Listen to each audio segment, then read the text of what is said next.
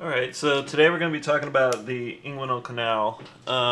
This is something that a lot of people get confused about, and I'm not a big memorizer of lists, so when you're thinking about the walls of the inguinal canal, I really had a hard time memorizing them until I kind of came up with a way of thinking about it that was a little bit different. Actually, you have to think back to how the inguinal canal is formed as a fetus. So in the adult, we'll just start with, let's say this is your pelvis here.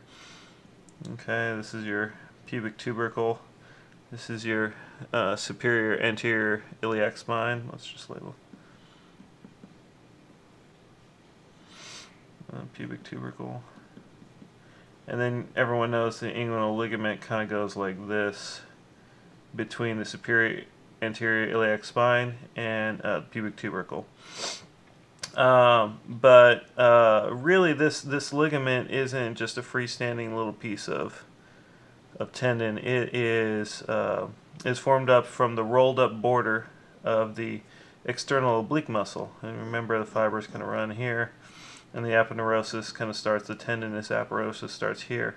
And if you can imagine, if this tendon kind of did one of these, it was coming down on the abdominal wall and rolled in on itself, and this part becomes very thickened and becomes the inguinal ligament. So the way I like to think about it is as if it were a hernia. So you've got kind of 4 layers to start with here. You've got the external oblique, the internal oblique, the transversalis muscle, and the transversalis fascia. And what happens when a hernia occurs is something pushes through all these layers and takes them with them, creating a hernia sac, right? So what you get is this multi-layer contraption where there's an inner hernia sac and then all the different layers get pushed out with it. Okay? So the same thing happens when the inguinal ligament or the inguinal canal forms, but it doesn't happen at this, 90-degree angle. It happens at a much different angle, almost in the plane of the tissue. So if we remember, the external oblique forms the floor of the inguinal canal because it forms the inguinal ligament. What we can do is kind of take this and turn it on its axis. Say this is the medial border and this is the lateral border. We can draw it a little bit more like this instead. So let's pretend this is the transversalis fascia, which becomes the processus vaginalis, and then the external oblique kind of comes like this, internal oblique kind of comes like this, and this forms your superficial ring. And your superficial ring will form out here, and your deep ring will form out here. And you can see why this transversalis fascia becomes the posterior wall, and the aponeurosis of the external oblique and the internal oblique become the superior or the anterior walls, and the transversalis fascia becomes the I forgot one layer in there, sorry guys. That's the transversalis. The transversalis fascia becomes the posterior wall, and then you have to kind of flip it, flip your view 90 degrees to see that this would be the external oblique, and then your 2 muscles, the internal oblique and the transversalis, become the roof. And then these guys right here become the conjoint tendon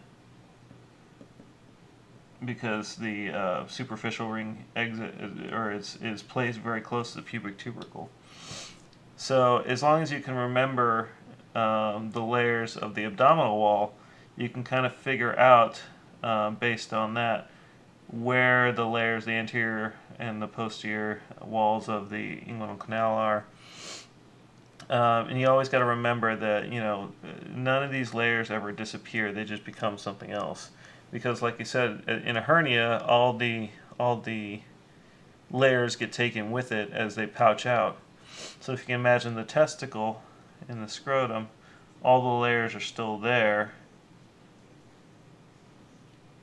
except the testicle kind of rides outside the process vaginalis and is wrapped up kind of in it, like that. So what happens is it gets, originally it was open, and then this kind of obliterated, and then it would come out in the abdominal wall like that. And when you get an inguinal hernia, they say it's due to a patent process vaginalis. Well, that's because this where the spermatic cord would be in the vessels and everything that's traveling inside is supposed to get obliterated. But say this opened up, say something could push in through there, then you would get something that looks kind of like that, with the spermatic cord running down your testicle here, and a little bit more of the patent process vaginalis. These are technically connected. And then all the layers that go around it, like that. So that would be your testicle, this would be your patent process vaginalis opening up, and here you get like a loop of bowel or something that would come into here and cause a hernia. Alright? Well, let me know if you all have any questions.